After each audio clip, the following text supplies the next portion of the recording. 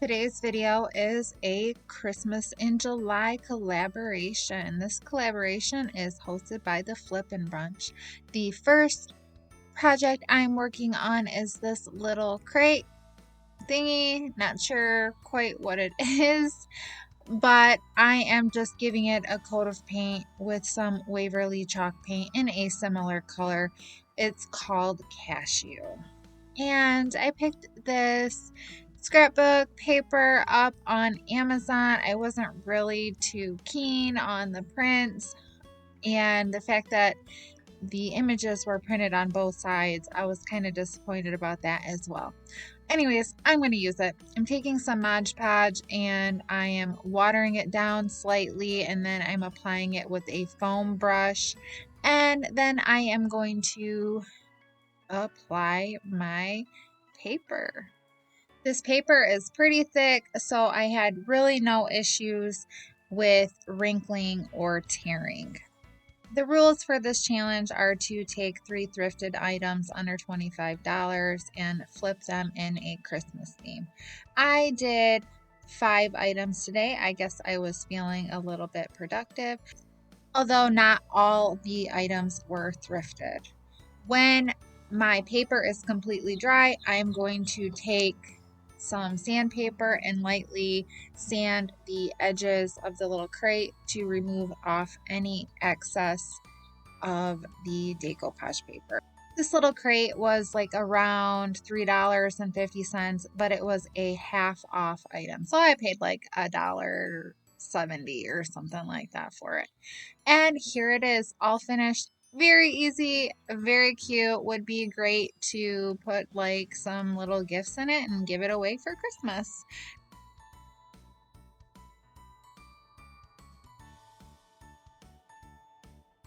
Now on to DIY project number 2. And this is actually just an old canvas I had lying around and I was feeling inspired. So I used some Waverly brand chalk paint and I painted over top of the previously painted surface, and then I'm sketching out a little snowman picture. I'm using some white and some blue paints to paint in the snowman, and I'm not mixing them. The blue is going to act as like some shadowing, and it's just going to make the snowman look, I guess, a little bit more realistic. And Frosty's going to get a little black silk hat. I'm using some yellow and adding some highlights on his hat, and I'm not like mixing that in. I want that to be visible, so it does look like highlights. And then I'm giving him his little buttons on his eyes, on his mouth, and I'm going to add his little carrot nose next.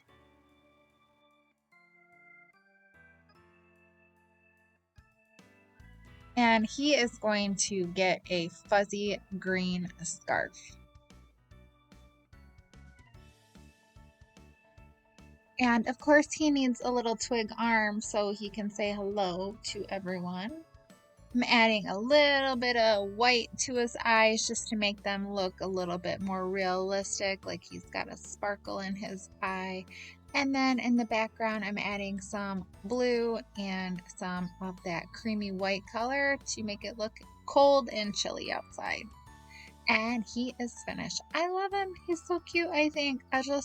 I felt inspired. So yeah, easy snowman. Anybody can do this. Great for reusing canvases that you would like to repaint or find one at the thrift store. DIY project number 3 was inspired by my friend Cheryl over at Lifestyle of a DIYer. I'm taking these old books and I'm ripping off the covers. All I want is that spine exposed and the outside pages to have like some words on them, or maybe just blank. And then I'm taking some of that Waverly chalk paint in the color called Cashew again, and I'm just painting those spines. With my hot glue gun, I'm gluing all of the books together and definitely making sure they're flat on one side. I found this Santa image in that book full of scrapbook papers, and I'm using some Mod Podge, and I am applying the Santa to the books. I am pressing my fingers down into the creases of the books, but I'm being careful because I don't want to rip through the paper. When that is all dry, I'm taking my sandpaper and I'm gently sanding off all of the excess paper around the edges of the books. I want to make this look almost like a present or a gift. So I'm taking some ribbon and I'm tying the ribbon around the books and making a bow on the top. I'm adding a couple of extra different types of ribbon and making it look like a big foofy fluffy bow. I attend a lot of auctions and I picked up a huge tote box full of books for probably $1. So it was great to see my friend Cheryl do something with them and I got some inspiration from her. DIY project number 4 is this little wood wall thing. I'm not sure what it is, but I am going to dry brush it with that same color and put this tiny little wreath on it later on. This wreath was 50 cents at a thrift store that I purchased a while back. Using some of those book pages, I am cutting out little circles and I'm going to be just kind of like lightly painting them, kind of like a watercolor effect with some red paint. And then I'm just making them all different sizes, cutting them up all different sizes. The biggest one is about the size of a quarter. Then I'm going to glue them all together and bring them up at the bottom and scrunch them up and make them look like a little rosette.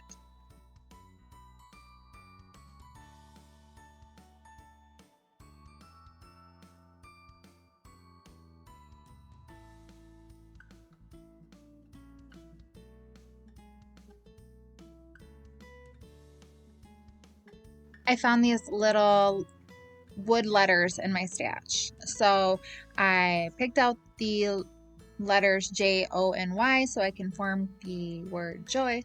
Then with that book paper, I'm taking some Elmer's glue and I'm gluing the book paper to the letters. When the letters are dry, I am going to take some sandpaper and lightly sand around the edges so that way I can remove any excess paper.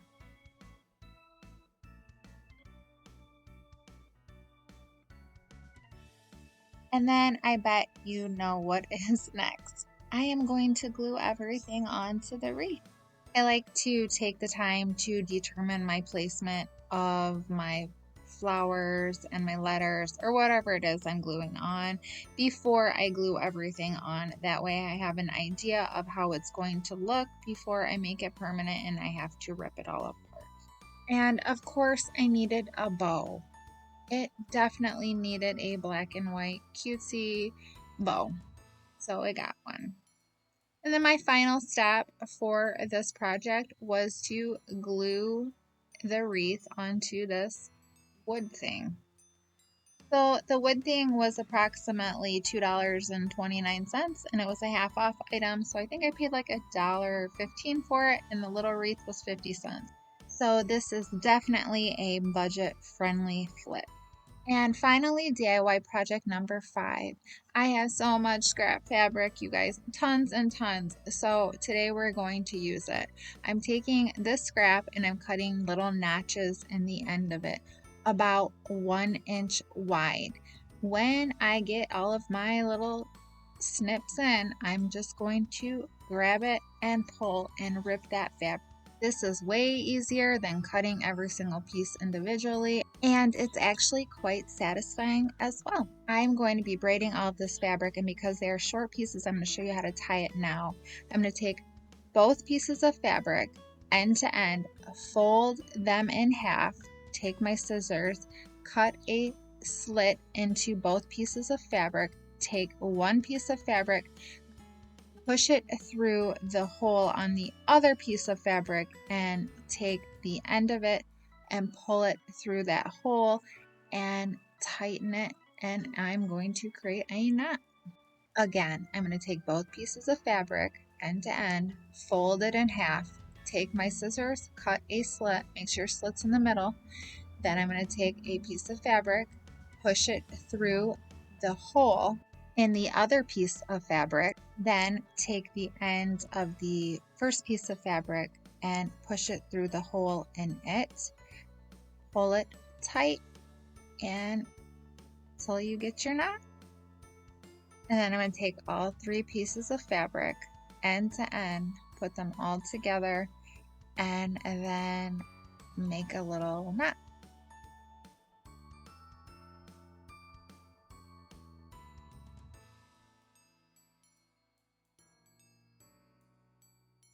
The easiest way to braid this is I like to put the knot under my foot and then start braiding. I usually make my fabric length about 3 feet or so. Anything longer than that, it gets tangled. If I need to add more fabric, I just use my method that I showed you before. And then I'm gonna glue it around this can of beans. I'm taking the label off. Of course, the can is clean. And with my hot glue gun, I'm gonna start at the bottom and I'm just going to wrap it around, making sure everything is tight. So I think these would be so cute during Christmas time, holding candy canes or cinnamon in it. I'm going to be using it for my paintbrushes. But another great idea is you could make one in every color, a green one, a yellow one, a red one, a blue one, a purple one, or whatever color you like, and store colored pencils or markers that are the same colors as the holder. And that is all of my crafts and thrift flips for the day. I'd love to hear which one is your favorite. And don't forget to check out the playlist with all of the participants that will be joining the challenge and collaboration. I will have it down below as well as linked on the end screen. And don't forget to check out the Flipping Bunch. We are a group of gals that do a live podcast every Wednesday, and we talk about all things being creative. Thank you all so much for watching. I hope you enjoyed this video today, and I hope you feel inspired. Have an awesome day, you guys. Bye.